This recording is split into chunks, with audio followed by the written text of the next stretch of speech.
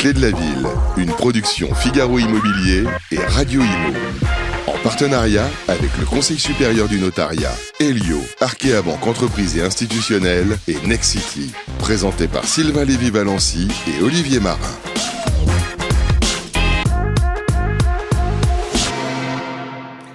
Quel bonheur d'être ici. Bonjour à toutes et à tous. Merci d'être avec nous et bienvenue pour cette troisième saison, premier numéro de la troisième saison des Clés de la ville. Et on ne pouvait pas faire mieux que d'être ici dans une ville merveilleuse. Nous sommes ici à Reims, une ville historique, une ville magnifique. On va vous proposer de la découvrir de façon un peu plus originale, peut-être plus intime.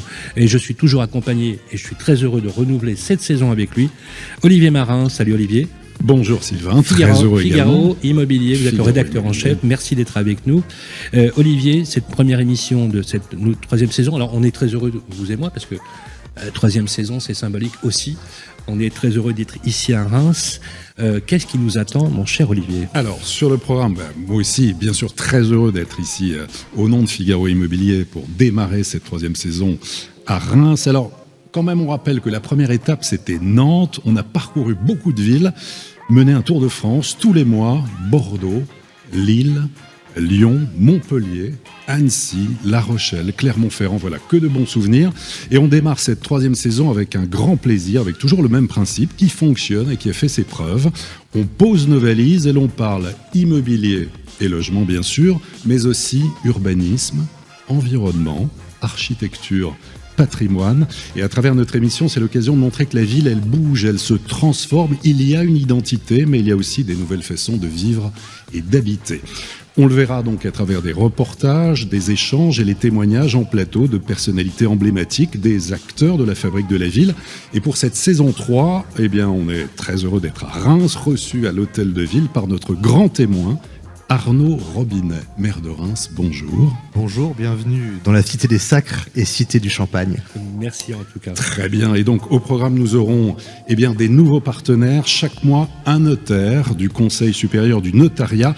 Et aujourd'hui pour Reims, nous recevrons maître Baptiste Deloy qui va nous dresser un panorama de l'immobilier ancien, l'évolution des prix, des ventes, mais également des conseils pratiques.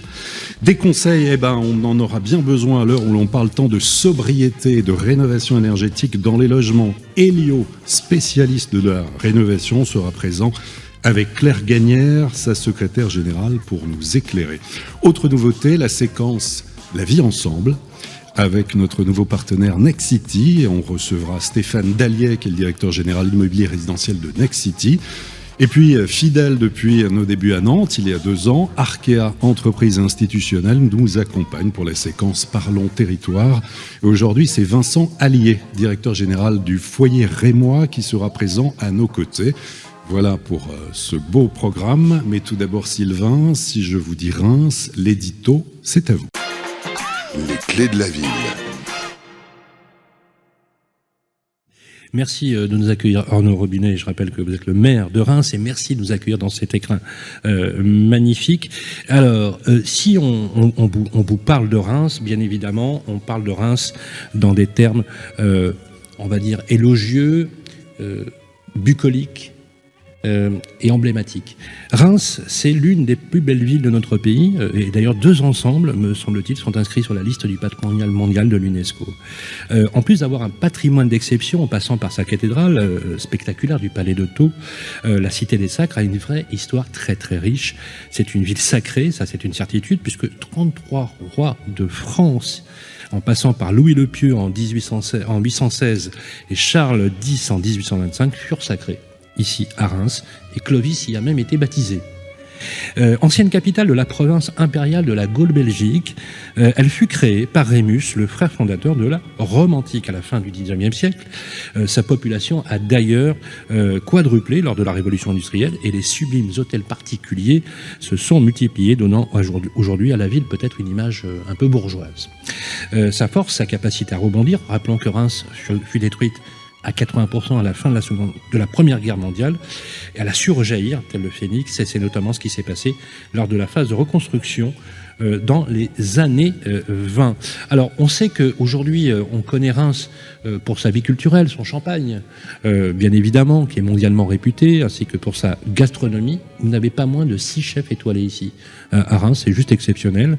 Je pense qu'on va rester quelques jours avec notre ami Olivier. N'oublions pas également la renommée de son arrière-pays, des activités aussi variées que passionnantes. On fait de l'acrobranche ici, on fait de la cueillette de fruits, on va à l'observation des étoiles, on fait du golf, on fait beaucoup de balades bucoliques dans une campagne extrêmement verdoyante, à une encablure de Paris. Une chose est certaine, choisir Reims, monsieur le maire, c'est choisir la douceur de vivre. Géographiquement parlant, on est à 45 minutes de Paris en TGV. C'est la 12e ville de France avec 190 000 habitants. À peu près. Et un tissu économique extrêmement solide, puisque je crois que c'est 270 000 entreprises sur le territoire. Et si vous êtes amoureux du vert, et que vous êtes clairement au bon endroit, parce qu'on a découvert que 300 mètres, c'est la distance maximale qu'on aura à parcourir pour trouver un espace vert proche de chez vous. Alors, c'est juste exceptionnel. En plus de cela, on pourra profiter. Vous avez plus de 600 km de balades balisées ici, à la découverte de la route touristique du Champagne, au milieu de petits villages qui sont très typiques au niveau de la région. Et en effet, à Reims, on compte 250 km de caves dédiées au Champagne. Bon, vaut mieux prendre un chauffeur pour nous y accompagner, parce que, à mon avis, ça va être difficile de reprendre la route. Mais ce n'est pas tout. En plus d'être un pôle d'excellence européen en matière de chimie verte, le moins qu'on puisse dire est que Reims est aussi une valeur sûre pour l'immobilier. On est ravis, Arnaud Robinet, d'être avec vous. Ce que je vous propose, pour démarrer cette première interview, c'est de voir quelques images qu'on a tournées ici à Reims. C'est le reportage.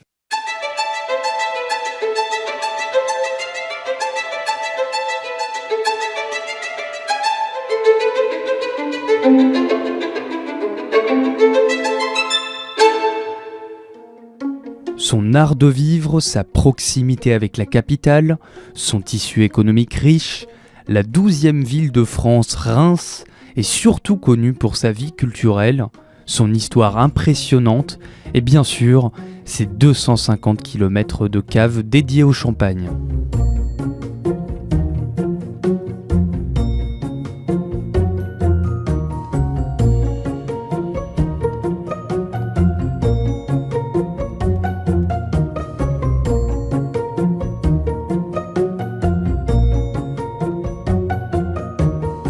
Ancienne capitale de la province impériale de la Gaule Belgique, Reims est l'une des plus belles villes de France et vaut absolument le détour, que ce soit pour un week-end ou pour la vie.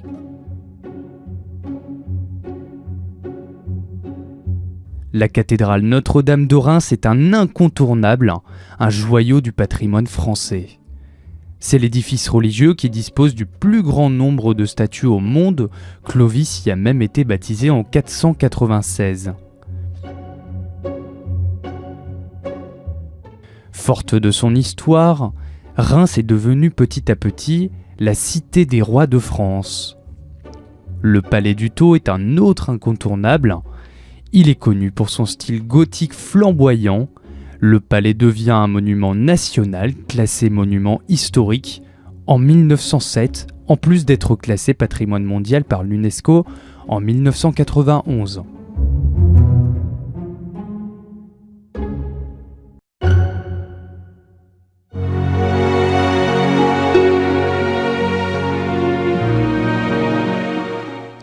Au fil de la balade, vous trouverez la fontaine Subé, qui est un lieu convivial où les habitants aiment se retrouver.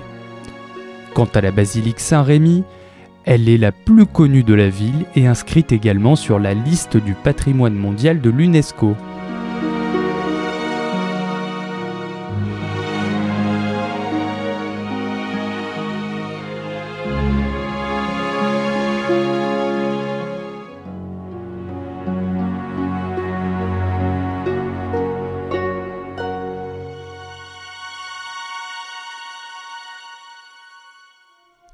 Terminons notre balade à la Villa Demoiselle, un indispensable pour déguster les meilleurs champagnes au monde, symbole éternel de cette ville mythique.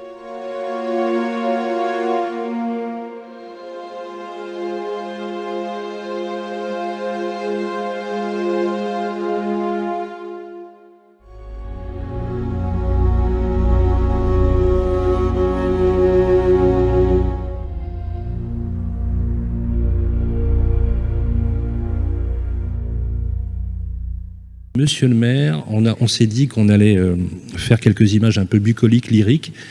Ça fait un peu cliché, mais qu'est-ce qu'elle est magnifique, cette ville? Elle est magnifique et je crois que vous avez tout dit, cher Sylvain, sur Reims. Je vous remercie pour les mots qui ont été les vôtres pour notre belle et grande cité. Et puis aussi à destination de ses habitants, parce que ce qui fait aussi la richesse d'une ville, ce sont aussi ses habitants, ses forces vives. Certains d'ailleurs sont présents dans cette salle aujourd'hui. Et il est vrai que Reims est une ville qui a marqué l'histoire de France. Elle a été présente à chaque étape de la construction de notre nation, du baptême de Clovis, les sacres des 33 rois de France, et puis c'est aussi la ville de la paix, puisque c'est ici à Reims qu'a été signée le 7 mai 1945 la capitulation de l'armée nazie en présence du général Adenauer qui avait pris siège ici à Reims avec les forces alliées. Et puis c'est aussi à Reims que s'est faite la construction européenne, puisque le 8 juillet 62, quelques mois avant le fameux traité de l'Élysée, c'est à Reims, dans notre cathédrale, mais également au sein de cet hôtel de ville, que le général de Gaulle et le chancelier Konrad Adenauer ont scellé la réconciliation franco-allemande, moteur bien sûr de la construction européenne et de l'Union européenne.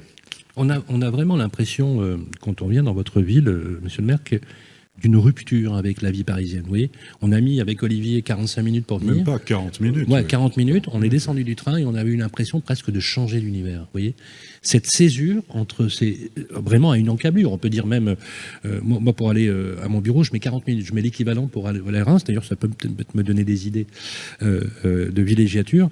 Est-ce que vous y tenez à ça, cette façon d'appréhender le territoire dans une proximité d'une mégalopole comme Paris? C'est ce qui fait d'ailleurs la spécificité de cette ville, et l'objectif qui est le mien avec l'équipe municipale qui m'entoure, c'est de toujours améliorer cette qualité de ville, cette qualité de vie. C'est vrai qu'on peut considérer Reims comme une ville à la campagne. Reims a tout d'une grande. Elle n'a pas le statut de métropole. C'est une communauté urbaine de 143 communes, une communauté urbaine rurale, bien évidemment. Et donc c'est aussi intéressant de pouvoir créer des ponts, des liens entre l'urbanité et le rural. Reims est une ville, je crois, la plus dense de France, pas loin de 190 000 habitants, et que l'on explique également de par son histoire, et notamment la reconstruction post-Première Guerre mondiale. Et nous sommes très attachés à garder cette spécificité, cette qualité de ville à la campagne. C'est vrai que c'est un atout. Alors certains, à une certaine époque, voyaient la proximité avec Paris comme, je dirais, peut-être un frein au développement de la ville. Moi, je pense qu'aujourd'hui, c'est un atout. Avec le TGV 48 de Paris, 30 minutes de Roissy-Charles de Gaulle, nous sommes un hub ô combien intéressant pour l'implantation d'entreprises dans des activités diverses et variées. Bien évidemment, l'économie de notre ville et du territoire repose sur l'agriculture et la viticulture, mais bien d'autres services, bien d'autres secteurs économiques sont en développement dans notre ville. Alors justement, vous le disiez, l'attractivité d'une ville, c'est l'identité, c'est son histoire, mais c'est aussi la modernité. Il faut vraiment avoir ça en tête, et l'adaptation aux nouveaux usages, aux attentes, aux besoins à la fois des habitants, bien sûr, mais aussi ceux de l'extérieur. Alors ça peut être des opérations de séduction ponctuelles, comme un travail de fond. Et dans un récent palmarès sur les villes les plus accueillantes pour les entreprises et les start-up, après Bordeaux, Lille et Paris, eh bien Reims est là. Reims se classe 4e devant Rennes, devant Nantes, devant Lyon, devant Montpellier, Angers ou Strasbourg. Il y a quelques années, Reims était dans les dernières places. Comment on explique cette dynamique ?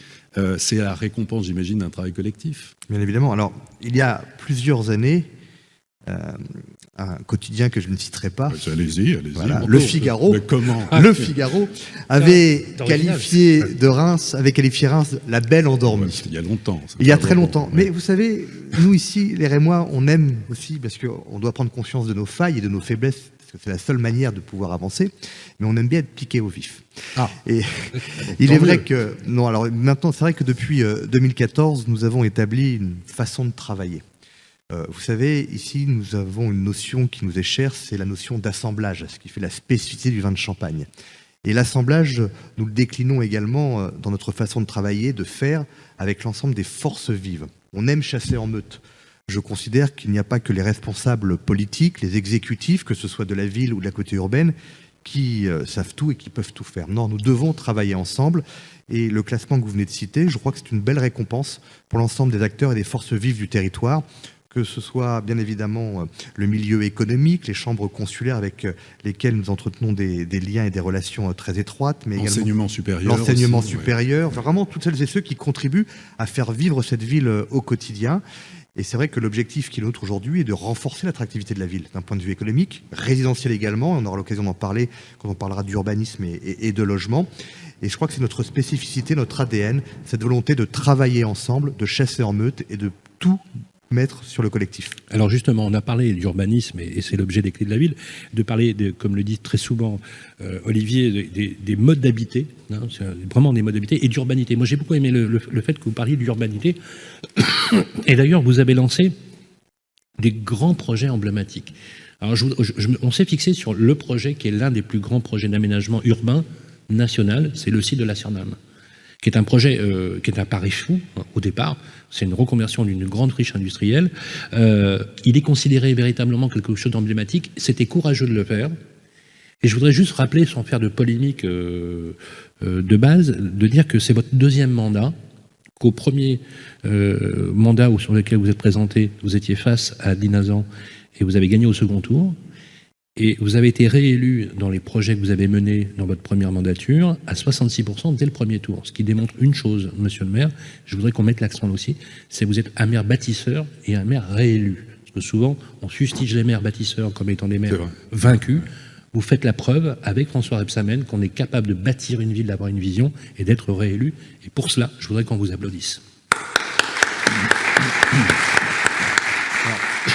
Je vous remercie. Parlez-nous du site de la Cernam, c'est incroyable comme projet. Alors, je vous remercie parce que le résultat des élections, bien sûr, ça fait plaisir, mais c'est vraiment un travail d'équipe. Et moi, je tiens à saluer, à rendre hommage à l'ensemble de l'équipe municipale, mais également aux équipes de la communauté urbaine, parce que nous travaillons main dans la main dans l'intérêt général du développement de ce territoire et de cette ville. Alors, le projet de la Cernam, c'est vrai que c'était le projet emblématique du premier mandat. Une friche que tous les Rémois ont connu, une friche de plus d'une vingtaine d'années où il n'y avait plus d'activité.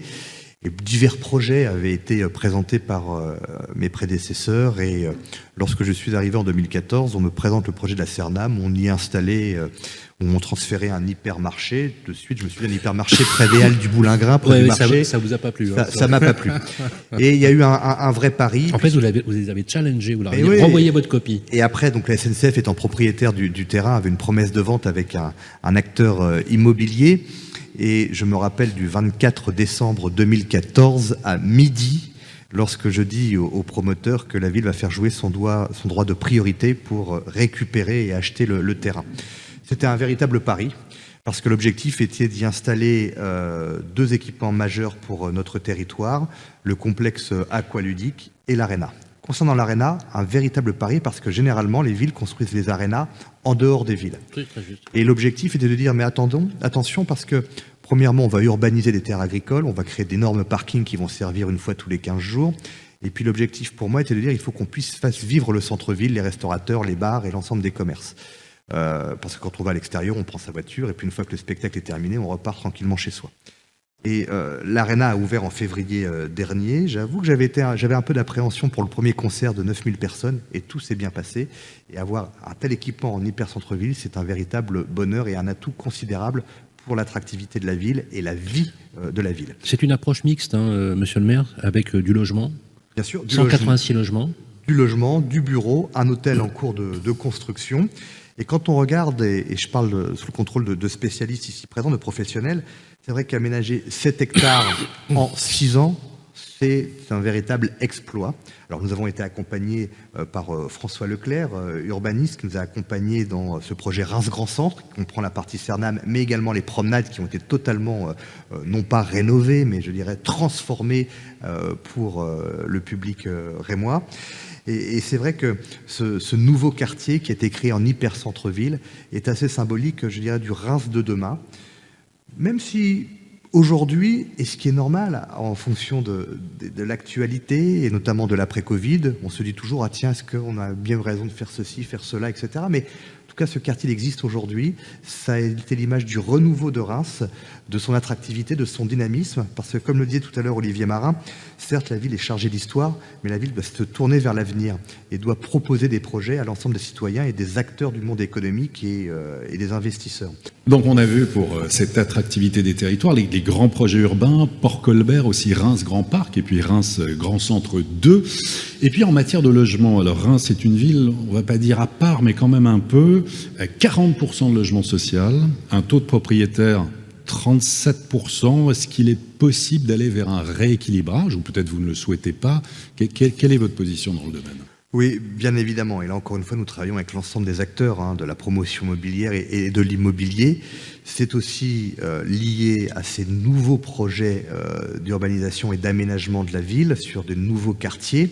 Ce qui était à une époque considéré comme un malheur avec la fermeture des usines, aujourd'hui, on peut le considérer comme, je dirais, une chance, la restructuration des friches industrielles qui vont nous permettre justement d'apporter, d'offrir aux Rémois, aux habitants du territoire, mais également à celles et ceux qui souhaitent quitter notamment la région parisienne, des logements qui répondent à leurs attentes, notamment bien sûr dans le cadre de l'accession à la propriété, mais différentes possibilités bien sûr d'accéder à la propriété. Il y a aussi le travail fait avec les bailleurs sociaux dans l'accession sociale à la propriété, et puis l'accession à la propriété telle que nous la connaissons classiquement.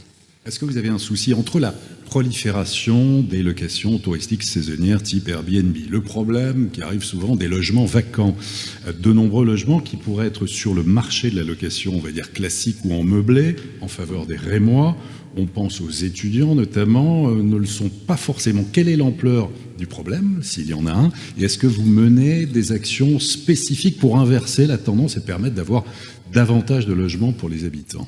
Alors, la question des Airbnb, qui était un sujet majeur pour de nombreuses villes, nous l'avons eu à Reims, mais à moindre mesure, bien évidemment. Aujourd'hui, le Airbnb représente à peu près 10% des capacités des chambres hôtelières sur Reims. Nous travaillons avec les copropriétés. Nous avons pris des mesures en place pour limiter, notamment en nombre de jours, la location de ces appartements. Combien de jours? C'est à peu près une centaine de jours, je crois, la législation. Comme, oui, 120 nuitées. 120 nuitées, c'est exactement. 120 nuitées. Mais quitte à changer de statut. Voilà. Alors, je dirais pas qu'aujourd'hui, ça a un impact sur l'offre de logement en tant que tel sur Reims. Ça a plutôt des impacts, je dirais, sur la vie au quotidien, parce que lorsque vous êtes en copropriété et que vous avez un des copropriétaire qui loue son appartement à Airbnb avec les autres résidents, ça crée quelques difficultés de cohabitation. Mais aujourd'hui, ce que nous devons faire, c'est véritablement offrir une offre de logement complémentaire, je dis pas supplémentaire, mais complémentaire à l'offre existante. Je reviendrai pas sur les caractéristiques de la ville de Reims, ce qui en fait une spécificité au niveau national, mais il est vrai que nous devons rééquilibrer cette offre de logement. C'est une nécessité pour l'avenir de la ville, pour son développement. Concernant les résidences étudiantes, c'est bien évidemment aussi un sujet. Nous avons mené une étude sur l'offre de logements étudiants à Reims. Aujourd'hui, je crois qu'on répond aux attentes et aux besoins. Un habitant sur 6 est étudiant à Reims. Nous avons de grandes écoles, Sciences Po, Néoma, notre université, l'école de design également, et bien d'autres établissements d'enseignement supérieur. Nous avons bien sûr le Crous, nous avons également des résidences étudiantes et une nouvelle génération, et nous avons 71% des étudiants qui aussi habitent dans du diffus, donc chez des propriétaires. Donc aujourd'hui, en offre de logement, je dirais que pour les étudiants, nous sommes bien pourvus, même si je ne cache pas que... Au logement ici sur la ville de Reims. Alors, accès au logement, on peut avoir un accès au logement à une difficulté sur l'achat de certains biens. De par la destruction de la ville et de sa reconstruction, il est vrai que nous avons peut-être un déficit en pavillon ou en maison. Et aujourd'hui, et je parle encore une fois sous contrôle des professionnels ici présents, une maison qui est en vente, notamment dans nos secteurs recherchés, centre-ville, mais d'autres secteurs qui aujourd'hui prennent de la valeur, ça part relativement rapidement. Bien sûr. Et également dans le logement social, il n'y a pas une journée où je ne suis pas sollicité, et donc je transmets bien évidemment aux bailleurs concernés, de personnes qui souhaitent habiter dans des pavillons. Nous sommes peut-être en déficit, mais c'est un travail que nous menons. Un travail que nous menons de diverses manières, et notamment en ayant mis en place, ce que nous faisons actuellement en étant accompagnés, des cahiers de secteur.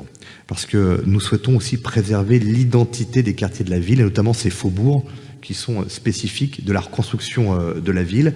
Et donc, on souhaite plutôt aller vers de la maison individuelle, du pavillon ou des petits collectifs. Donc, il y a des cahiers de secteur, ce qui nous permet de travailler de façon micro sur les différents quartiers de notre ville.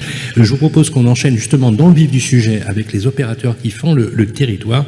Et nous allons démarrer tout de suite après avec la première séquence qui se rappelle la vie ensemble avec nos amis de Nexity. Les clés de la ville, la vie ensemble avec Nexity. La vie ensemble, c'est notre séquence, c'est notre première émission avec vous, Stéphane. Je rappelle que vous êtes le directeur général d'immobilier résidentiel pour le groupe Nexity. Vous avez la particularité, Stéphane, si je peux me permettre, d'être un ensemblier urbain, un opérateur global. Et vous avez également une vue à 360 degrés. Tout d'abord, Stéphane Dallier, ressenti du territoire et principaux items du territoire, si on peut dire les choses comme ça. Très bon ressenti, puisque le partenariat, parce que c'est toujours un partenariat avec une collectivité, il ne faut jamais l'oublier, dure depuis plus de 20 ans. Nous avons démarré une première construction sur Reims il y a 20 ans. Vous le disiez tout à l'heure, nous ne sommes pas qu'un promoteur, même si j'ai rien contre la profession de promoteur, bien au contraire. Nous sommes un opérateur global d'immobilier. Ça veut dire quoi? Ça veut dire que nous devons d'avoir une réponse à toutes les problématiques immobilières, que ce soit pour nos clients particuliers ou nos clients entreprises. Et pour ça, nous avons deux actifs majeurs qui sont l'immobilier résidentiel d'un côté et l'immobilier d'entreprise de l'autre, mais avec, dans l'immobilier résidentiel et aussi dans l'immobilier d'entreprise, tous les métiers. La promotion immobilière, bien évidemment, que je représente, multimarque, neuf, réhabilitation, on fait un peu plus de 20 000 logements par an en France, mais aussi les services, puisque nous sommes syndic de copropriété. Sur la ville de Reims, nous avons à peu près 4500 lots en copropriété. Nous faisons aussi de la gestion locative, nous en avons plus de 1100. Puis nous avons aussi tous les services liés des exploitations, donc c'est-à-dire les résidences étudiantes, du co-living. Je déplore de ne pas avoir de résidence étudiante à Reims, mais j'espère que ça va se résoudre un jour, puisque nous avons Studéa chez Nexity, qui est un opérateur assez majeur des résidences étudiantes. Alors, vous avez, je voudrais qu'on, dans les, j'ai le côté emblématique, vous avez deux angles très intéressants, parce que j'ai relevé, vous avez deux opérations, vous devez la connaître, l'opération de Pont-Sardin, qui est la restauration d'un hôtel particulier, me semble-t-il, magnifique, et je crois en bordure ou en accès de ville, vous avez un programme qui s'appelle l'Éclat avec Édouard Denis. Exactement. Et justement, c'est intéressant parce que on voit bien l'ADN du groupe Nexity, parce qu'on a à la fois un immobilier d'exception, hein. Pont-Sardin, c'est quand même magnifique, superbe réhabilitation. Et la réhabilitation, monsieur le maire, vous savez, la ville qui se bâtit sur elle-même, c'est aussi une nécessité. Et vous êtes très bien placé d'ailleurs pour le savoir, puisque vous êtes au cœur du réacteur.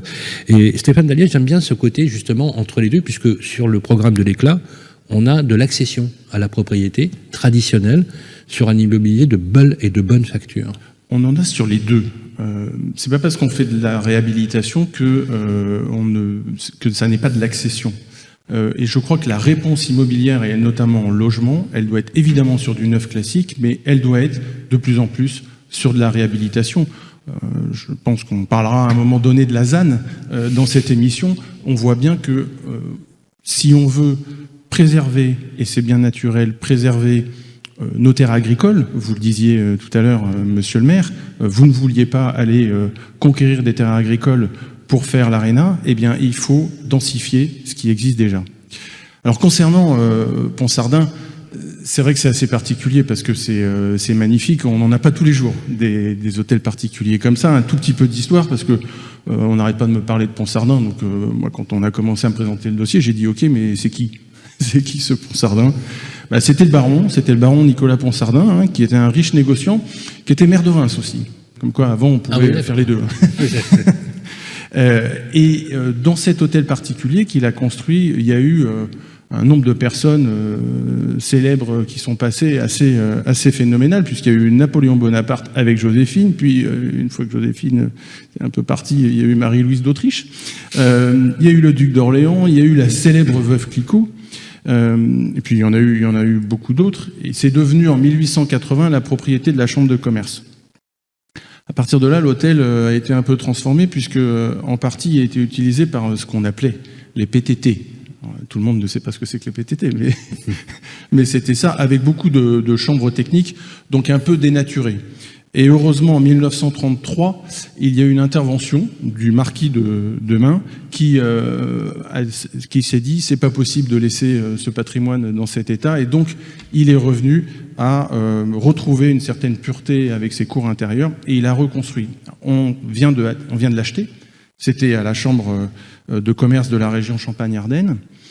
On vient de l'acheter sous une caractéristique un peu spécifique, puisque ça a été classé monument historique. Et donc ça nous permet, parce que le monument historique le permet, c'est une loi de défiscalisation, ça permet d'acheter un bien, mais surtout de faire des travaux d'exception pour pouvoir retrouver des logements dans un hôtel particulier tel que celui-là à un prix raisonnable grâce à ce dispositif. À côté de ça, dans la même parcelle, on fait aussi 40 logements en accession libre. On a une autre opération, Édouard Denis, puisqu'Édouard Denis est une filiale du groupe Nexity, de 30 silos, qui est dans le quartier Neuvillette-Trois-Fontaines. Je crois que c'est intéressant parce que c'est en lien, alors c'est pas tout proche, mais pas très loin du projet futur Paul Colbert. Ça démontre quoi? Ça démontre l'attractivité d'une ville comme Reims. Vous le citiez tout à l'heure. Être classé 4e ville des plus attractives pour les entrepreneurs et les startups, pour nous, c'est très bien, c'est très rassurant. Ça veut dire qu'il va falloir continuer à loger ces gens et que l'un ne va pas sans l'autre. Et c'est pour ça qu'on a un opérateur global d'immobilier. Alors, justement, Stéphane Dallier, vous le disiez, on sait, même si dans l'esprit des gens, Nexity, c'est quand même associé au neuf, au collectif privé, vous êtes ensemblier urbain avec une volonté de loger tout le monde. Habitat privé, social, pension de famille, résidence gérée, c'est de la construction neuve, de la réhabilitation, de la rénovation. Ça veut dire quoi? Ça veut dire être attentif au cadre de vie, aux attentes et aux besoins des riverains. Un immobilier mixte avec des logements, des bureaux, des commerces, du coworking, tout ça dans un contexte de défis climatiques, d'enjeux environnementaux, démographiques, économiques, numériques qui bouleversent notre quotidien. Comment on concilie tout ça? Comment on répond à ces besoins? Qu'est-ce qui avance bien et quels sont les freins? Alors comment on concilie tout ça avec de la volonté? Parce que c'est vrai que la transition écologique qui est nécessaire coûte de l'argent.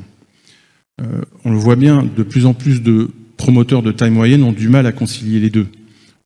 On est en ce moment dans une situation économique assez difficile pour le logement depuis le Covid, en fait. Mais ça ne s'est fait qu'accélérer. Et beaucoup de petits promoteurs n'arrivent plus à trouver un prix de revient. On a eu une période où on avait des difficultés à obtenir les permis de construire. Ils se libèrent de plus en plus, et c'est tant mieux. Donc ça va mieux. Ça va un petit peu mieux sur les permis de construire, mais on voit apparaître une nouvelle tendance qui est que certains promoteurs ont des permis de construire, mais ils ne les mettent pas en application parce qu'ils n'arrivent plus à trouver un équilibre économique. Et d'ailleurs, ils viennent nous voir en disant « Est-ce que vous ne pourriez pas nous racheter notre permis de construire ?» Alors pourquoi nous, on y arrive? Nous, on y arrive parce qu'on fait 20 000 logements par an. Nous, on y arrive parce qu'on doit passer pour à peu près 2 milliards d'euros d'achats en construction. Et donc, généralement, on a des partenariats avec des industriels qui permettent de retrouver cet équilibre économique. Et comme on a ce partenariat, on veut faire mieux que la réglementation. On est dans un métier qui est quand même assez réglementé au niveau de la transition écologique. On a toujours eu des réglementations thermiques. Là, c'est plus que ça. On a une RE 2020, la fameuse RE 2020, avec plusieurs seuils. On a le premier seuil, c'est réglementaire, tout le monde se doit de l'avoir. On a le deuxième seuil qui est 2025, qui est un peu plus compliqué au niveau de l'énergie, puisque on doit construire bas carbone et on sait construire bas carbone aujourd'hui. On sait faire du bois, mais il n'y a pas de filière bois en France. Mais le jour où ça sera organisé, on saura bien le faire.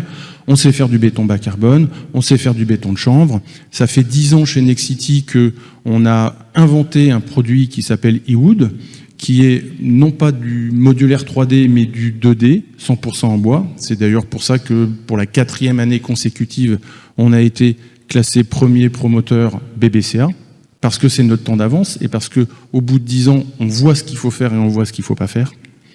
Et on ne peut pas tout faire en bois. Et le béton évidemment le béton bas carbone. On rêverait d'avoir un béton totalement décarboné, mais un mix bois-béton, ça passe plutôt bien. L'ARE 2020 seuil 2025, on sait l'atteindre. C'était d'ailleurs un objectif du Pinel+, qui devait être à un moment donné de financer aussi cette transition écologique. On entend beaucoup de choses en ce moment sur le Pinel+, espérons que ça n'ira pas au bout. Mais écoutez, vous avez un projet de loi de finances qui apparemment va abréger finalement l'ancien Pinel d'une année.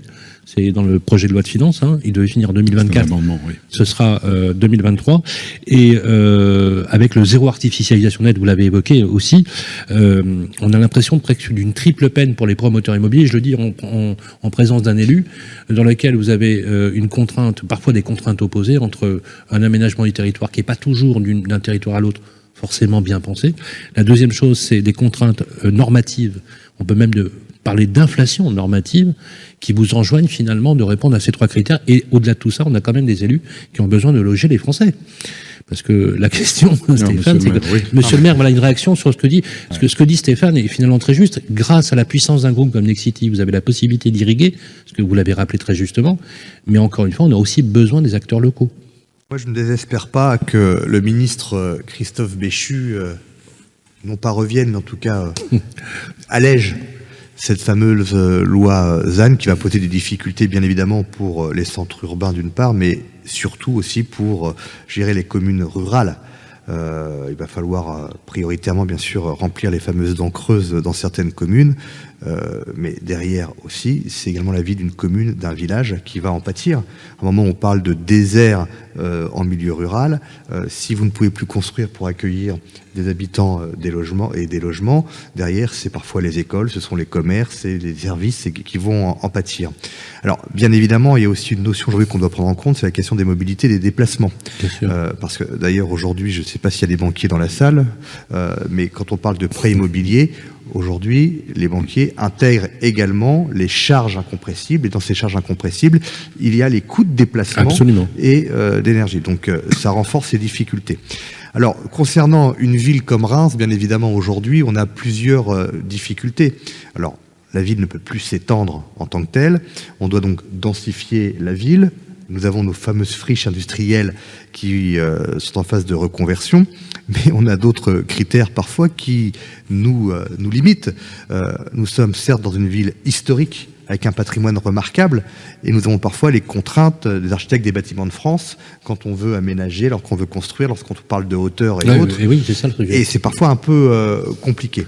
Merci beaucoup Stéphane Dallier. Applaudissements pour Stéphane Dallier. Merci. Voilà, la vie ensemble, notre séquence. Je rappelle, Stéphane, que vous êtes le directeur général pour Nexity Immobilier Résidentiel. On se retrouve le mois prochain puisque vous allez nous accompagner pour tout ce tour de France. On va parler bien maintenant. On va parler bien avec un S, avec Maître Baptiste Deloy. C'est notre prochaine séquence. À tout de suite. Les clés de la ville, parlons bien avec le Conseil supérieur du notariat.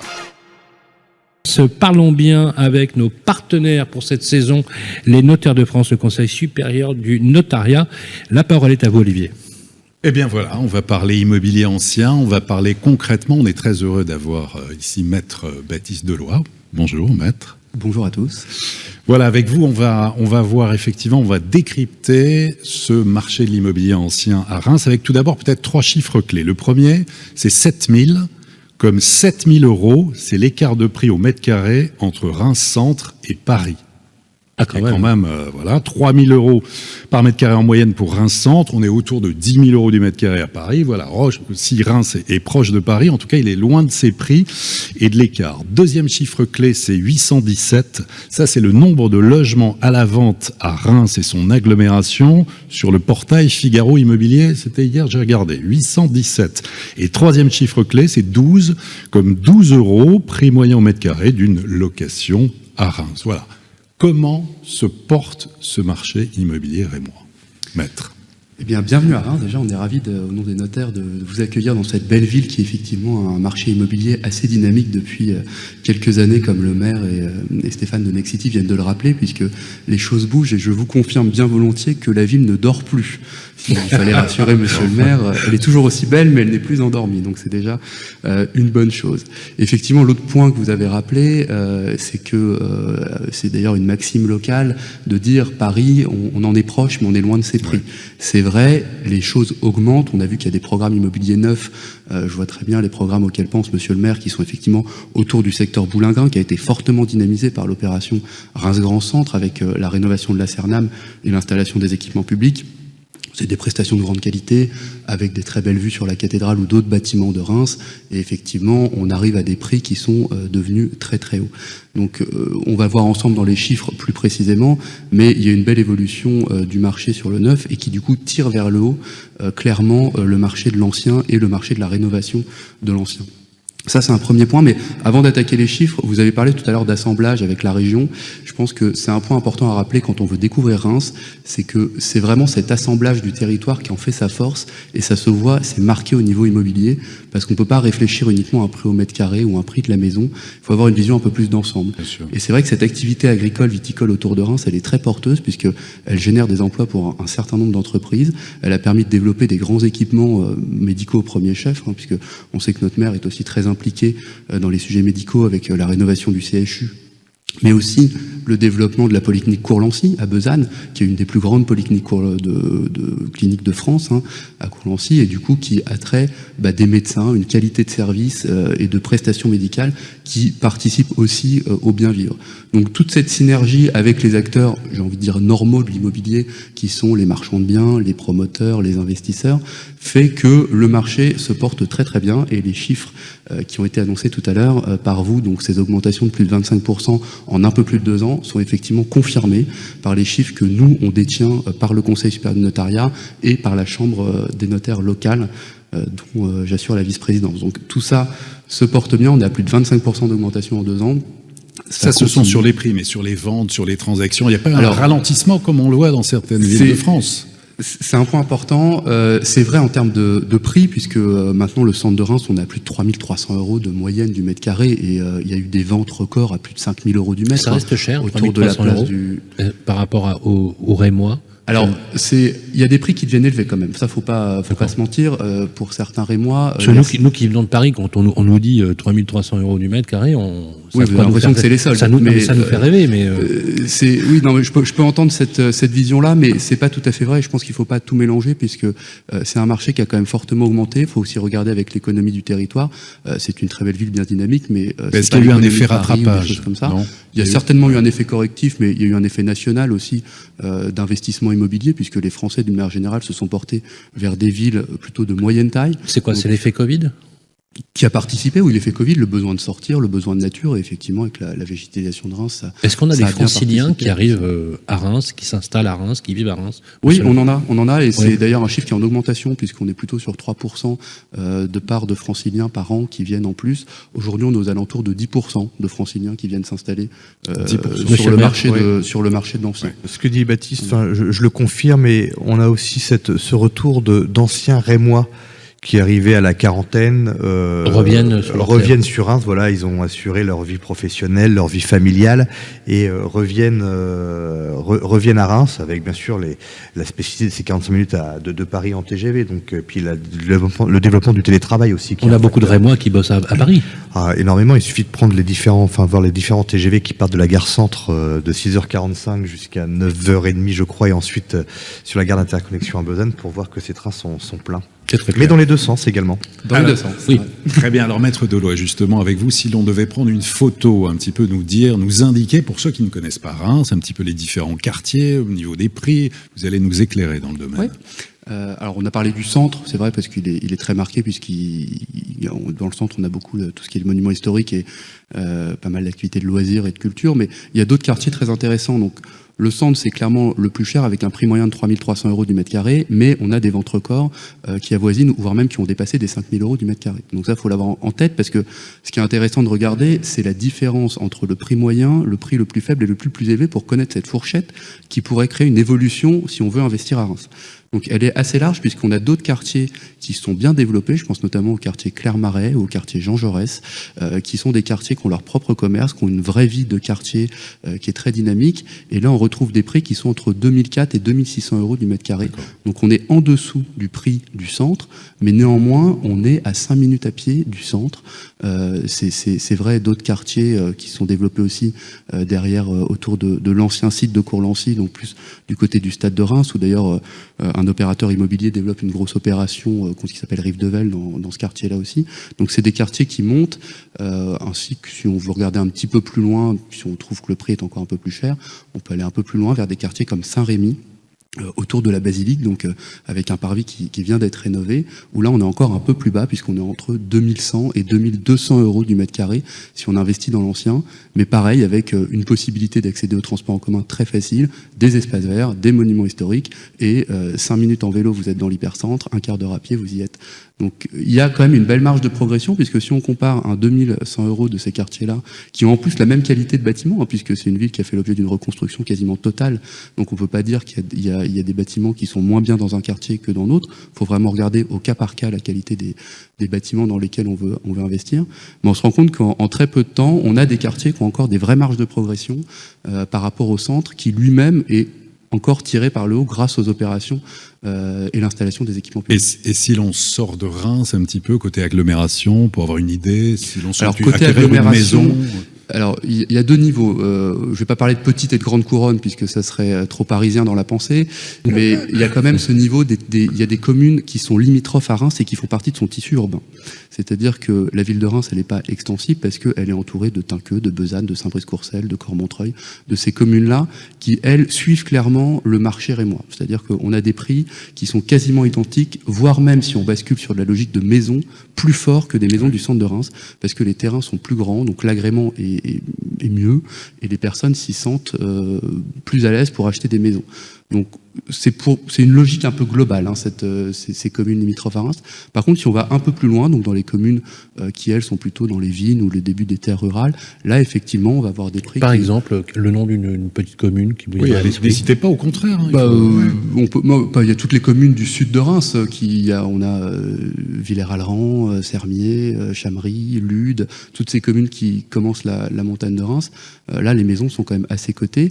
Il y a le village de Gueux aussi qui est très coté puisque il y a le golf. Il y a l'ancien circuit. Il y a l'ancien circuit automobile. Circuit automobile, s'il y a des fans d'automobile, il faut faire quelque chose pour préserver ce. Ah bah il y a quelque chose qui est fait. Il y a beaucoup de démarches par des associations. Magnifique. Je suis pas mieux placé pour en parler. Le golf est top, superbe. Il est en cours de rénovation justement pour accueillir des. D'ailleurs, il y a des Chinois, des Russes qui viennent se prendre en photo, vous savez, c'est un lieu sur les tribunes qui sont un lieu encore sur la route. touristique. On a encore ces vieux stands, ces génial, tribunes. Hein. Le temps s'est arrêté. Ouais, c'est à voir. Monsieur le maire, juste pour revenir, votre regard, vous, justement, sur l'évolution de ce marché immobilier dans le privé, dans l'ancien, à Reims. Non, mais on a vu cette évolution, ça c'est indéniable depuis maintenant 2-3 ans. Et alors on parle toujours bien sûr de l'effet Covid. Après, je pense qu'il faut être aussi prudent sur cet effet Covid et sur ses répercussions, ses conséquences sur le moyen et long terme. Nous, on avait aussi une observation lorsque nous sommes arrivés à la tête de la ville et de la communauté urbaine, enfin de la communauté d'agglomération à l'époque, c'est qu'on voyait qu'un grand nombre de jeunes couples partaient vers l'extérieur et allaient se loger étaient dans l'objectif d'acquérir dans des communes qui allaient parfois au-delà du territoire rémois, mais également dans le sud des Ardennes. Et donc l'objectif était de dire mais comment on peut les retenir sur le territoire. Donc on avait mis en place des dispositifs d'aide à l'acquisition, à la propriété, mais qu'on a dû faire évoluer lorsque la communauté urbaine s'est agrandie. On est passé de 16 communes à 143 communes, parce qu'en fait pour la ville de Reims, on continuait peut-être à ce moment-là à aider ces jeunes couples à aller s'installer à 20, 25 ou 30 km de Reims. Donc aujourd'hui, c'est bien sûr toute la réflexion que nous menons avec l'ensemble des professionnels sur le rééquilibrage de l'offre de logement, mais aussi faciliter l'accession dans Reims, mais également dans la couronne, la première couronne. Baptiste a cité les communes de Tinqueux, de Cormontreuil, de Saint-Brice, de Besanne, qui, je ne doute pas, dans quelques années feront une belle grande commune, une commune nouvelle. Non, ça c'est un petit message à mes collègues maires. Non, en fait, ça fera peut-être un grand Reims, pourquoi pas. Non, mais parce qu'en fait, vous savez, aujourd'hui, on ne doit plus raisonner en termes de frontières administratives entre communes. Bien sûr. Quand on parle de l'ancien district de Reims, c'est-à-dire les communes que ce soit Tinqueux, Bétheny, Cormontreuil, Besançon, Saint-Brice-Courcelles, Reims, nous avons les mêmes problématiques en termes de mobilité, de transport, surtout en termes de logement. Aujourd'hui, lorsque vous habitez Tinqueux, vous êtes extérieur, vous habitez Reims, mais il y a ces mêmes problématiques de logement, d'acquisition de logements et même en termes de logements sociaux. Bon, merci beaucoup. Merci, Maître Maître Leblanc. Merci. Voilà, je rappelle, vous êtes Les clés de la ville, parlons territoire, avec Arkea Banque, entreprise et institutionnelle. Vincent Allier, vous avez la particularité d'être donc le directeur général du foyer rémois. Et moi, je voulais vous poser cette question. On en a parlé hors antenne quand on a préparé la séquence. L'analyse un peu spécifique de la ville, qui a un parc absolument incroyable. On peut pas dire, non, pour le coup, on peut le dire dans cette ville. On peut pas dire, à l'instar de la ville comme Neuilly-sur-Seine, par exemple, où je posais exactement la même question à Jean-Christophe Fromentin. On peut pas dire que vous manquez de logements sociaux. Oui, en effet, monsieur le maire l'a évoqué tout à l'heure, on est une ville un peu particulière avec plus de 45% de logements sociaux. Et pour le compte du foyer rémois, nous, c'est 22 000 logements que représente le foyer rémois aujourd'hui sur la Marne. Sur Reims Intramuros. Alors, 20 000 dans la Marne et 13 000 sur Reims. D'accord. Voilà, pour resituer, sachant qu'on est un bailleur social qui existe sur Reims depuis une centaine d'années. Donc on est un bailleur historique et un partenaire historique de la ville de Reims. Donc c'est vrai que c'est une particularité du territoire d'avoir tous ces logements sociaux. Est-ce qu'on peut trouver facilement du logement social à Reims? Est-ce qu'on y a accès facilement? Alors, facilement, peut-être pas. Mais... Oui et non. En fait, le problème, c'est pas forcément, c'est le produit qu'on propose. C'est-à-dire qu'aujourd'hui, on l'a évoqué tout à l'heure, il y a de la demande pour du logement social sur Reims, il y a pas de doute. Le fait est, c'est qu'on n'a pas forcément le produit qui répond à la demande. Je vous prends un exemple très simple. Aujourd'hui, dans le patrimoine du foyer rémois, nous avons la cité jardin du chemin vert, qui est classée à l'UNESCO. C'est magnifique cette cité. 600 logements. J'ai 7000 demandes sur ces logements, sachant que j'ai à peu près 10 locataires, 15 locataires qui partent par an. Donc si vous voulez... En fait, on est tellement bien... Non, c'est vrai. Parce que c'est du logement individualisé, parce qu'il y a des espaces verts, parce que la ville, par ailleurs, a tout aménagé l'ensemble des accès, parce que c'est un bel endroit pour bien vivre. Et il y a une forte demande sur ce type. Et très accessible, parce que ça coûte pas très cher. Non, c'est pas très cher au niveau loyer. Vous êtes à combien du mètre carré, là, grosso modo, si on peut dire? En locatif? Ouais. Alors, ça dépend après des différents... Faisons une moyenne pour se donner une idée. Agréments donnés. Ouais, je sais pas, on doit avoir des maisons à 500, 600 euros, grand max, en locatif. Mais je vais venir à Reims, bon, c'est pas possible. Je suis pas sûr que vous entriez dans les critères. Oui, alors attention, il y a quand même des critères de... Monsieur le maire a raison de préciser, il y a des critères de revenus et de composition familiale aussi. Non, mais je me proposais tout à l'heure de passer dans le public, justement, pour les enfants du personnel. Non, je plaisante. Non, mais c'est juste exceptionnel. Ça veut dire qu'en fait, quand vous dites... C'est important ce que vous dites, parce que dans le logement social, finalement, on peut choisir. Enfin, quelque part, il y a des sujets autour de. Est-ce que vous avez, par exemple, des tours de grande hauteur? Est-ce que vous avez des cités? Est-ce que ça aussi, c'est aussi on a des grands ensembles. Un peu rejeté quelque part par les nouveaux usages et les modes d'habiter? On peut le comprendre. Ouais, c'est ça. On a des grands ensembles. On parlait tout à l'heure du quartier Europe, mais on peut parler aussi du quartier Croix-Rouge qui a fait l'objet via des NPNRU de grandes rénovations. Parce qu'on a aussi un vrai sujet. Enfin, il faut être honnête, et ça, c'est le rôle du bailleur, c'est de rénover son parc. Mais qu'est-ce qu'ils vont devenir ces grands ensembles? Est-ce qu'ils sont appelés finalement à être finalement soit déconstruits comme certains, d'ailleurs, Action Logement a mené en banlieue parisienne, on a d'ailleurs assisté à la déconstruction. Alors je dis pas destruction, je dis déconstruction. Vous avez compris le wording, pour justement essayer de rendre ça plus agréable en termes de vie. C'est exactement ça. C'est ce qu'on fait sur le quartier Croix-Rouge, pour le coup, où en tout cas sur le patrimoine du foyer rémois, c'est plus de 650 logements qui vont être démolis, détruits, déconstruits. C'est génial. Moi je trouve ça super. À la fois, alors c'est intéressant parce que le produit de toute façon a été obsolète. On crée aussi, on dédensifie des territoires qui étaient quand même, enfin, monsieur le maire l'a signalé tout à l'heure, très denses. Donc on amène aussi, il y a des parcs qui sont en projet, des équipements aussi sur lesquels on travaille avec la collectivité pour ramener aussi du service, pour ramener du commerce, pour ramener de l'activité. Et donc voilà, c'est un travail qu'on fait en partenariat, mais on est obligé aujourd'hui. Mais aussi des communs verts, des îlots de fraîcheur, comme le rappelait Arnaud Robinet, une mobilité plus douce, plus apaisée, pour rendre plus vivables ces quartiers. Exactement. On a le tram, je prends toujours Croix-Rouge, on a le tramway qui arrive, on a des...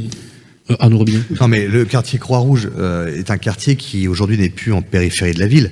C'est-à-dire c'est un quartier qui est à équidistance de la gare d'interconnexion Besanne, Champagne-Ardenne TGV, et la gare Centre. Donc c'est un quartier qui est en pleine restructuration et je dirais qui écrit une nouvelle page de son histoire. Et comme le disait Vincent Allier, l'objectif est de dédensifier ce quartier. Et donc nous avons, nous, une particularité, encore une fois une dérogation comme la ville de Saint-Denis d'ailleurs dans le cadre de la rénovation urbaine. Ce n'est pas un logement construit, un logement détruit, un logement reconstruit, c'est que nous détruisons, je crois à peu près sur la totalité, 1600 logements sociaux sur Reims, pour justement toujours rééquilibrer cette offre de logement. Mais c'est un quartier qui est en pleine évolution et depuis le premier plan de rénovation urbain se métamorphose. Mais comme d'autres quartiers, on pense au quartier Orgeval, on pense au quartier Europe, au quartier Châtillon, qui lui a une autre spécificité, il est monobailleur. Oui. Voilà. Mais c'est des quartiers qui avaient la réputation, pardonnez-moi, mais vous le savez, un peu repoussoir de l'extérieur quand on arrive, ces grands ensembles, ça donne pas envie. Oui. La possibilité que vous avez, je salue cette action de déconstruire, c'est pour refaire un espace. Vous êtes d'accord, monsieur le maire, que ce que vous souhaitez, c'est avoir un espace apaisé, harmonieux, inscrit, vous l'avez rappelé, dans la ville. Souvent, c'était presque un phénomène de relégation sociale. Non, mais moi, je salue le travail des bailleurs sociaux, parce qu'ils font un travail remarquable, et je le dis, parfois, on a aussi facilité à critiquer ou à montrer du doigt parfois ce qui va pas, mais ça fait partie de nos échanges pour qu'on puisse avancer ensemble, mais ils font un travail remarquable, et pas forcément évident. Et pas toujours facile, parce qu'ils nous accompagnent en termes d'aménagement, d'urbanisme, en termes de sécurité également, parce que c'est aussi un devoir, et nous le devons bien sûr à l'ensemble des habitants de tous les quartiers de notre ville. Mais il est vrai qu'aujourd'hui, j'ai toujours moi, en tête quand je reçois des amis venant de Paris qui habitent, certains habitent Sceaux, Châtenay-Malabry ou autres, et quand ils arrivent à Reims, donc ils habitaient pas loin de Bagneux notamment, et quand ils arrivent à Reims, ils me disent, par la gare TGV, ils me disent, mais c'est ça votre banlieue? Oui. Il n'y a pas de banlieue. Hein. Je dis oui. Mais, enfin, vous imaginez pas ce que l'on connaît en région parisienne. Ah, ouais, et c'est vrai. Et je dis pas que tout est parfait, bien évidemment. Tout n'est pas parfait. On peut faire toujours beaucoup mieux. Mais il y a une vraie volonté, en tout cas de l'ensemble des acteurs. Je dis des deux collectivités, la ville de Reims comme le Grand Reims, mais également des bailleurs sociaux, des services de l'État, de l'ANRU. Et donc je salue sa présidente Catherine Vautrin. Bien évidemment qu'il y a cette volonté de changer et d'améliorer l'image de nos quartiers. On y amène de la culture, on y amène du sport, la question des mobilités, des services publics. Et parfois, je me dis, on parle peut-être un peu trop des jeunesses de nos quartiers et on oublie peut-être aussi la jeunesse de la ruralité qui, elle, est totalement éloignée des services publics et n'a pas de mobilité pour accéder à différents services. Donc oui, nous continuons, nous le devons à nos concitoyens et c'est vraiment changer l'image de l'ensemble de ces quartiers. Dernière question, Vincent. Il y a deux sujets sur lesquels je voudrais... c'est l'accession sociale, parce que je voudrais vous parler de ce sujet, qui aujourd'hui est un sujet majeur, même politique, sur le plan politique dans les territoires. Et enfin, je vais aussi en reparler, bien évidemment, et on l'évoquera avec Claire Gagnère tout à l'heure de Elio, la rénovation énergétique est un sujet... Alors là, pour le coup, vous, bailleur social, c'est le sujet du jour. On pourrait même dire que c'est le chantier du siècle. Carrément, j'ai pris les coordonnées tout à l'heure. Non, sur l'accession sociale, dans un premier temps, oui, c'est un. Aujourd'hui, on fait, au Foyer et moi, plus d'une entre 60 et 80 logements en accession sociale et via du PSLA. C'est top. Notamment avec un partenaire banquier aussi qui se trouve dans la salle. Vincent, ça marche bien, ça. Ça marche très bien. Est-ce que ça encourage les gens finalement à mieux gérer la copropriété, à les encourager? Ça a beaucoup d'intérêts qui sont multiples. D'une part, je rends des propriétaires, des personnes qui ne pourraient pas l'être via des promotions classiques. On n'est pas en concurrence avec les promoteurs, on est sur des produits vraiment à des prix, à des coûts d'acquisition qui sont bien inférieurs à des prix de promotion, parce qu'on a des organismes, on a des taux de TVA qui sont différents, donc ça fonctionne. On est sur des systèmes où, dans un premier temps, l'accédant, il est locataire pendant un certain temps, on voit si ça marche, si ça fonctionne, et ensuite il lève son option, il peut acheter son logement sur un prix défini. Il est accompagné par une banque et durant tout son parcours de vie, au moins en tant que propriétaire. Il ne paie pas de taxe foncière pendant une quinzaine d'années. Il a des garanties de rachat. Enfin, c'est un vrai produit qui marche, qui rend propriétaire des personnes qui peut-être s'estimaient loin de pouvoir l'être. Socialement, ayons une vision un peu holistique et un peu philosophique. Cette idée de dire je suis propriétaire lorsque je suis ouvrier, sans aucune discrimination, d'atteindre la propriété, ça donne une image, une représentation sociale, monsieur le maire, qui est important Est-ce que vous le ressentez, ça? Je pense qu'il y a un sentiment de fierté aussi, Ouais. d'accomplissement. Je sais pourquoi. Et en même temps, on capitalise un peu, pour le dire. Oui, Voilà, c'est clairement, bien. clairement, ouais. Et puis c'est une satisfaction aussi. Depuis, vous êtes maître aussi à la fois de votre logement, mais aussi de l'immeuble, de la copropriété où vous êtes installé. Et le sentiment d'appartenance fait aussi que tout se passe mieux. Parce que vous savez, les statistiques sont sans appel. Dans l'accession sociale, on voit que les copropriétés qui étaient monobailleurs, qui deviennent, par le règlement de la copro, avec plusieurs copropriétaires, eh bien, sont mieux entretenus, entre guillemets. Parce qu'il y a un effort collectif de dire, si c'est à moi, je vais faire attention. Voilà. C'est pas l'autre qui va gérer ses droits. Exactement. C'est la communauté. Exactement. Et ça, vous le percevez, ça, Vincent? Clairement, oui. Ouais. Clairement. Et donc, en tout cas, en lien avec la collectivité, on propose beaucoup de projets sous ce type de fonctionnement, en PSLA, en accession sociale, et ça marche très bien. Dernière question, donc, sur la rénovation énergétique, on va clôturer là-dessus, justement. Le chantier que vous avez entrepris est vaste. Est-ce qu'aujourd'hui, la notation, le stade où vous en êtes aujourd'hui, on va dire qu'il est plutôt bon, quand vous savez qu'aujourd'hui les étiquettes F et G vont être aujourd'hui tout simplement retirées du marché puisqu'ils ne pourront plus être loués. Est-ce qu'avec le foyer Rémois, on est dans les clous? Alors ça va être un enjeu majeur pour les 15 prochaines années, ça c'est une certitude. Aujourd'hui on a des gros chantiers de réhabilitation thermique et acoustique sur notre patrimoine, notamment sur les gros collectifs, où d'ailleurs c'est plus facile à faire que sur du diffus, où là on a des vraies complexités de coûts de travaux par rapport des fois au coût du bien. Aujourd'hui de toute façon les clients nous le demandent, au-delà du loyer qui peut paraître assez accessible au niveau du logement social. La problématique aujourd'hui, c'est les charges. On sait tous que les charges ont fortement augmenté, donc on a un rôle, nous, énorme, une responsabilité forte à diminuer ces charges, et ces charges-là, elles se feront par la non-consommation de cette énergie. Et donc on y travaille beaucoup, on a sur Europe des rénovations en cours, on en a d'autres qu'on va lancer. C'est très coûteux, mais aussi, encore une fois, j'en reviens à votre première question par rapport à la vacance, c'est que si moi, aujourd'hui, je propose un produit adapté aux normes actuelles, avec des extérieurs, c'est ce qu'on essaye de faire, on rapporte des balcons et avec une bonne isolation qui fait que les charges du bâtiment, de l'appartement sont faibles. Très sincèrement, j'aurais tout gagné. Merci beaucoup Vincent Allier. Applaudissements pour Vincent Allier, le foyer Rémois, directeur général. On a besoin du logement social dans ce pays, bien évidemment. Et on va passer à la partie importante de notre émission, puisqu'on va parler de rénovation énergétique, avec rien de moins qu'un des leaders de la rénovation énergétique, c'est le groupe Elio, qu'on retrouve dans quelques instants. Les clés de la ville, bien mieux, avec Elio. Claire Gagnère, bonjour. Bonjour. Vous êtes secrétaire générale pour le groupe Elio et on va parler avec vous d'un sujet majeur. On en a parlé d'ailleurs, c'est en liminaire finalement dans toute l'émission, sujet de la rénovation énergétique, et c'est notre ami Olivier Marin qui lance la première question. Oui, alors, sujet majeur, rénovation énergétique, évidemment, on a besoin d'expertise, on a besoin de transparence, on a besoin de confiance, on a besoin de fiabilité aussi, et c'est très important. Claire Gagnère, vous êtes secrétaire générale du groupe Elio, spécialiste multisecteur de l'efficacité énergétique. On va voir avec vous justement cette rénovation énergétique, mais tout d'abord Elio, pour expliquer un petit peu qu'est-ce que c'est qu'Elio. Alors, Elio, on est le grand spécialiste et pionnier des économies d'énergie. Et pour faire un peu le parallèle avec la Champagne et le vigneron, on est finalement aussi un acteur qui fait de l'assemblage. En fait, on met différents acteurs ensemble pour rénover des bâtiments, rénover des logements, rénover des habitations, rénover des hôpitaux. Et enfin, bref, on rénove tout dans l'objectif, bien sûr, de réduire la consommation énergétique, de permettre aux particuliers d'habiter dans des maisons plus confortables, de réduire toujours donc leur facture énergétique et bien sûr de diminuer l'empreinte carbone. Très bien, ça on va le voir. Quelques données sur le parc de logement, justement à Reims. Vous avez quelques données. Alors nous, ce qu'on a identifié, c'est effectivement qu'il y a une grosse part de résidentiel, de logements sociaux, mais également une partie importante au niveau industriel. Et nous, Elio, on est aussi spécialisé en fait dans tout ce qui est processus en fait pour réduire les économies d'énergie sur un parc qui peut être un parc industriel. On a eu une expérience ici à Reims avec une entreprise de produits capillaires qui s'appelle Parachimie, si je ne me trompe pas, ou Parchimie.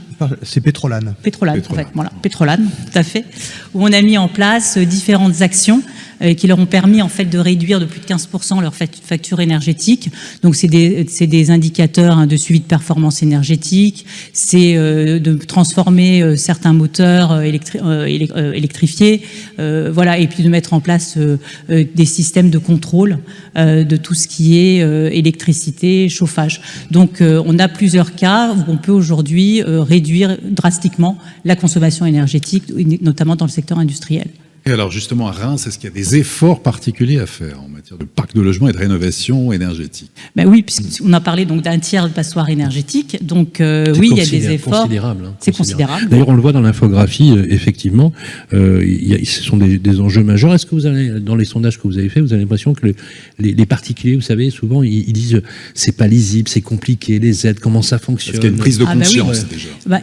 Nous, on a une équipe qui justement répond à toutes ces demandes et ces questions, en fait, parce que il y a le fait de dire je vais me lancer dans une rénovation énergétique, et puis après il y a combien ça va me coûter, à qui je vais faire confiance pour faire ces travaux, parce que quand on fait des travaux dans une maison, on fait rentrer 1, 2, 3 artisans qui parfois se coordonnent pas vraiment, et puis on vit quand même dans cet habitat. C'est rare quand même qu'on peut partir s'installer pendant 1 mois, 2 mois dans une autre maison et laisser sa maison en travaux. Ah oui, c'est bien le problème. C'est quand même compliqué.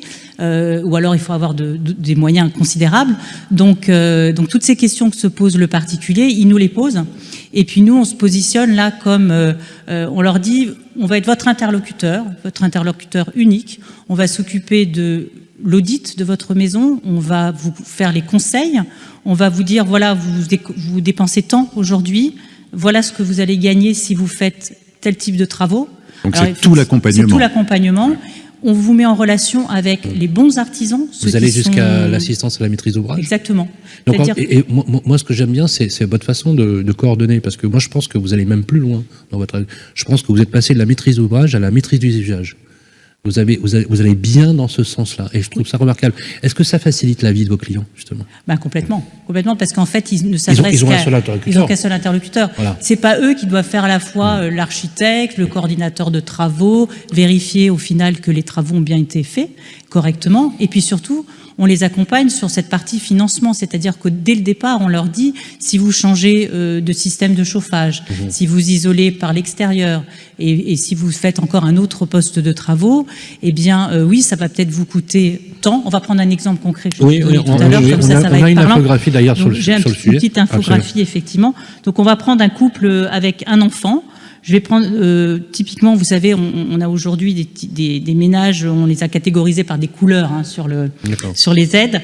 Donc, c'est un exemple qu'on peut retrouver à Reims, par exemple. Hein. Complètement. Okay. Avec un revenu annuel de, on va dire, 26 827 €, on est très précis, une surface habitable de 150 mètres carrés.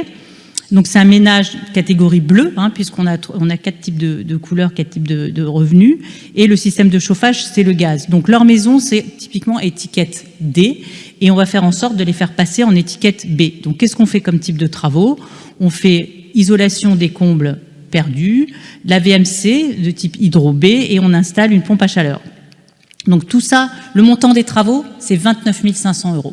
Ah oui, quand même. Quand même. Ouais. Non, on avait effectivement. Quand on voit les revenus du foyer, c'est sûr que c'est énorme. C'est énorme. C'est une année de revenus. On avait calculé d'ailleurs sur la ville de Reims que le montant des travaux pour une résidence à peu près de ce même style, c'est 35 000 €, à peu près. Donc on est dans les chiffres. Donc 29 500 €, mais en termes d'aide, on apporte aujourd'hui à peu près 20 211 €. Entre MaPrimeRénov' et il y a l'aide dont vous avez parlé. Alors il y a MaPrimeRénov' à hauteur de 14 750 €. Il y a les primes certificats d'économie d'énergie, donc ça c'est notre métier en fait. Ça, c'est un dispositif privé. Est-ce que la ville de Reims fait quelque chose? Oui, il y a la prime Grand Reims de 2 000 € plus 1 000 € supplémentaires pour le changement d'un équipement chauffage très émissif au profit d'un mode de chauffage bas carbone. Voilà. Donc tout ça cumulé, il n'y a pas plus incitatif que ça. Ça permet de se lancer dans ces travaux. Et nous, ce qu'on fait également, c'est qu'on est garant vraiment du versement de ces aides. Parce que le particulier, effectivement, quand il signe son devis, il faut qu'il soit sûr qu'à la fin, il va bien se retrouver Le reste à avec charge, ses amis. le reste à charge, il faut le financer, on est d'accord? Oui. Ouais. Comment, Alors, comment on finance le reste à charge de vos clients? Comment ils se fait? Aujourd'hui, on leur banque, propose, soit on leur propose des banques partenaires avec lesquelles vous allez jusqu'à proposer tout à fait, d'accord. des plans de financement. Ouais, Donc vous exactement. pourriez même monter le dossier de financement en disant voilà, envoyez-moi et faire l'interface quelque part? On pourrait. Vous Mais, pourriez, ouais, d'accord, ouais, ok. tout à Donc fait. ça Alors, Arnaud surtout dans Robinet le cadre de grosses rénovations globales, on va dire, où là les montants sont encore plus importants, on peut également les accompagner sur un plan de... Un commentaire, d'investissement. c'est très incitatif quand on voit le volume. Donc, si j'ai bien compris, finalement, les 2 tiers sont pris en charge quasiment Dans du le coût cadre de cette du rénovation. Parce que 29 000 euros, c'est énorme. un revenu. Dans le contexte, oui. contexte actuel. C'est une année de revenu là par rapport au foyer. Par rapport à l'exemple qui nous a été donné, c'est une année de revenus. Donc, Oui. on peut comprendre que pour un grand nombre de nos concitoyens, c'est compliqué, difficile de se lancer dans ce type de chantier, mais on le voit bien également avec l'ensemble des accompagnements, des aides, des différentes collectivités, strates et autres, que l'on peut y arriver et on peut véritablement... Est-ce qu'on est à la hauteur des enjeux, selon vous? Est-ce qu'il faudrait accélérer, aller encore plus loin? Vous savez, je crois que, alors, sans rentrer dans un débat politique en tant que tel, mais véritablement aujourd'hui, vu l'urgence climatique, et au-delà de l'urgence climatique, vu l'augmentation du prix et du coût de l'énergie, je crois que oui, on a besoin d'aller beaucoup plus vite et beaucoup plus loin. Il doit y avoir des priorités. Vous savez, quand on gère, lorsque on est à la tête d'un exécutif, que ce soit au niveau national ou au niveau local, on doit se donner des priorités. Qui trop embrasse mal étreint, comme on dit. Et donc, ça va être une priorité majeure. Donc oui, il faut aller plus vite, et aussi bien pour les logements, mais également pour les bâtiments publics. Il faut être très clair, il faut le savoir le dire. Autre cas concret, Claire. Alors l'autre cas concret qu'on avait décidé d'évoquer aujourd'hui, c'est le cas d'une rénovation dans une copropriété, justement. Gros sujet. Gros sujet. Une copropriété datant donc de 1975, qui a un bâtiment et 48 logements, une surface habitable de 2516 mètres carrés et un système de chauffage électrique individuel. Donc là, on est typiquement dans l'étiquette F. Et notre objectif, c'est effectivement au moins de passer à une étiquette E. Alors le type de travaux qu'on peut réaliser, donc après audit, discussion effectivement avec les copropriétaires, les syndics de copro, nous on accompagne, on va dans les syndics, avec les syndics pour expliquer. Et vous justement, présentez même en AG les projets. Tout à fait. Oui, absolument. Ouais. D'accord. Ça permet de répondre à toutes les questions et d'aider le. D'ailleurs, MaPrimeRénov' a syndic. été étendu, me semble-t-il, il y a 2 ans sur les Tout à fait. à l'échelle de la copropriété. Donc là, c'est isolation des murs par l'extérieur, isolation de la toiture terrasse, isolation en sous-face des sols sur le local non chauffé, remplacement des menuiseries et mise en place d'une VMC collective. Donc voilà, donc toute cette série de travaux, attention, montant total des travaux, 638 000 euros. Ah oui, quand même, c'est pas neutre. Quand même. Ah oui, c'est pas neutre. Mais si on cumule à nouveau les aides, donc MaPrimeRénov' copro, et les fameuses primes de certificat d'économie d'énergie, on réduit déjà de 200 000. En fait, ces aides, c'est plus de 207 000 d'aide au sein de la copropriété. Exactement. Il faut donc financer le reste. Et il faut financer le reste. Et avec la répartition, effectivement. Donc le reste à charge, oui, c'est 400 000. Mais enfin, on parle quand même donc déjà de 200 000 d'aide uniquement pour ce type de travaux. Est-ce que ça marche, l'extension sur la copropriété au niveau de MaPrimeRénov'? Combien de dossiers ont été présentés? Ah, aujourd'hui, je connais pas vraiment le chiffre. Alors, je vais vous donner le chiffre de MaPrimeRénov', de France Rénovation. Ah, sur les copros? Oui, il est catastrophique. C'est 180 dossiers qui ont été présentés. Oui, c'est une catastrophe. 180, monsieur le maire. Non, mais bien 180. Ça veut dire que c'est génial d'avoir étendu le dispositif à l'échelle de la copropriété, mais en fait, dans les faits, ça a du mal à fonctionner parce qu'il y a un temps de latence et d'inertie qui est terrible. Quand vous mettez tous les copropriétaires ensemble, il faut que tout le monde soit d'accord. Et quand vous prenez une loi qui vous enjoint à partir là, avec le gel des loyers, plus la loi climat et résilience qui fixe un cap très précis, sur lequel on dit qu'il n'y aura pas de moratoire, c'est presque une double peine pour le copropriétaire, on peut le comprendre. Oui, ça. mais je pense qu'il faut effectivement mieux communiquer, prendre des cas concrets, effectivement, donner des exemples, accompagner les copropriétaires, parce que quand on a tous connu des AG avec chacun défendant son précaré, et puis effectivement, on parle pas là de rénover, de mettre un coup de peinture dans l'immeuble, c'est beaucoup plus important. Donc une meilleure communication, plus de transparence aussi. Il faut aussi trouver, on n'en a pas parlé, mais il faut également trouver les bons artisans qui vont accompagner faire ces travaux.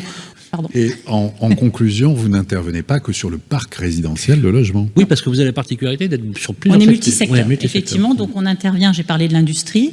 On est également, on rénove et on accompagne tout le secteur hospitalier. Aujourd'hui, on a rénové le CHU de Mulhouse, les hospices de Lyon, où on apporte effectivement des solutions, notamment dans ce secteur-là où vous avez très très chaud souvent, froid également, et puis une consommation énergétique et électrique avec tous les appareils qui est très conséquente.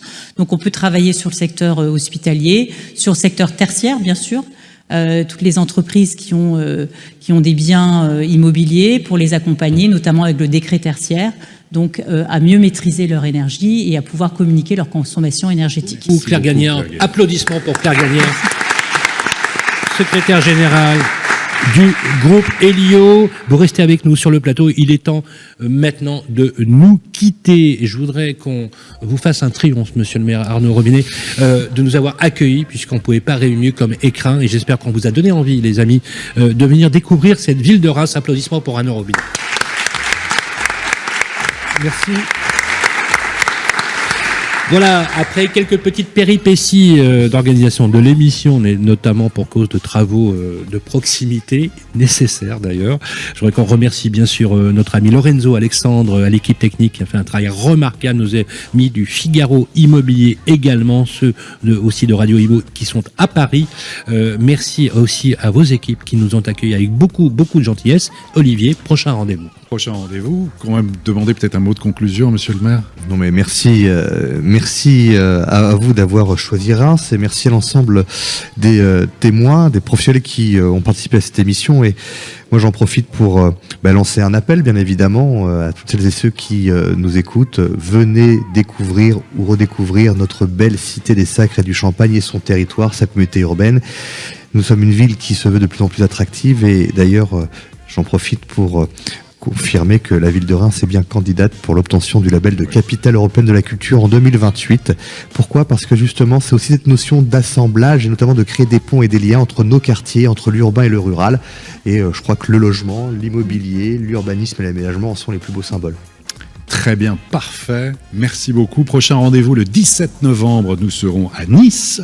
Et puis le 15 décembre à Strasbourg, et puis on attaquera l'année 2023 avec Amiens en janvier, et puis Le Havre, Tours, Lorient, Nîmes, Angers et Annemasse au mois de juillet. Voilà pour ce beau programme qui était venir des Clés de la Ville. Merci Olivier, merci à tous. toutes et à tous. Prenez soin de vous et on se retrouve le mois prochain. Salut.